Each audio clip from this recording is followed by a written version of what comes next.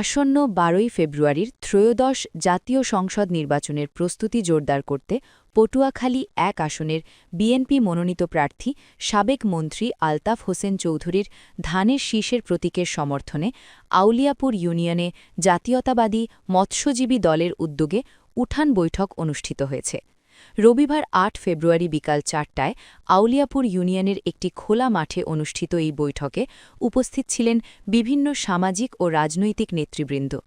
পটুয়াখালী প্রতিনিধি শিকদার সোহেল জানান, উঠান বৈঠকটি আউলিয়াপুর ইউনিয়ন জাতীয়তাবাদী মৎস্যজীবী দলের সভাপতি জনাব লোকমান মুসল্লির সভাপতিত্বে এবং মোহাম্মদ বশির গাজীর সঞ্চালনায় অনুষ্ঠিত হয়। অনুষ্ঠানে প্রধান অতিথি হিসেবে উপস্থিত ছিলেন মোহাম্মদ জাহাঙ্গীর হোসেন শিকদার, সাবেক সভাপতি আউলিয়াপুর ইউনিয়ন বিএনপি।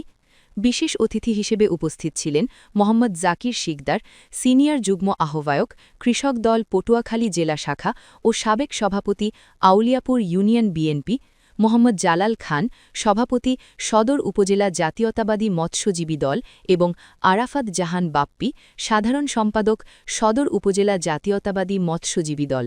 এছাড়াও উপস্থিত ছিলেন নাজিম উদ্দিন শিকদার, সাবেক সিনিয়র সহসভাপতি আউলিয়াপুর ইউনিয়ন বিএনপি এবং OHM ইলিয়াস, বাচ্চু গাজী, রেজাউল হাওলাদার, রুবেল শিকদার, আব্দুর রহমান খান ও দুলাল খান সহ অন্যান্য নেতৃবৃন্দ।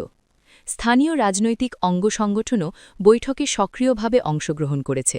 আউলিয়াপুরের ইউনিয়নের ৮ নং ওয়ার্ডের সভাপতি মোহাম্মদ মহিবুল্লাহ শিকদার ও সাধারণ সম্পাদক আলামিন মুসল্লি, ৯ নং ওয়ার্ডের সভাপতি মোহাম্মদ সাখাওয়াত হাওলাদার এবং ছাত্রদলের নেতা মোহাম্মদ জাকির গাজী সহ অন্যান্য অঙ্গসংগঠনের নেতারা উপস্থিত ছিলেন। উঠান বৈঠকে প্রার্থীর নির্বাচন প্রচারণার বিভিন্ন কার্যক্রম এবং ভোটারদের সঙ্গে সরাসরি সংযোগ স্থাপনের বিষয়ে বিস্তারিত আলোচনা করা হয়। অংশগ্রহণকারীরা ভোটারদের সচেতন করার পাশাপাশি তাদের সমর্থন বাড়ানোর প্রতিশ্রুতি ব্যক্ত করেন। নির্বাচনী দিন যত ঘনিয়ে আসছে ততই ভোটারদের মধ্যে উন্মুখতা এবং রাজনৈতিক অংশগ্রহণ বাড়ছে, যা আউলিয়াপুরে অনুষ্ঠিত এই বৈঠকে স্পষ্টভাবে লক্ষ্য করা যায়।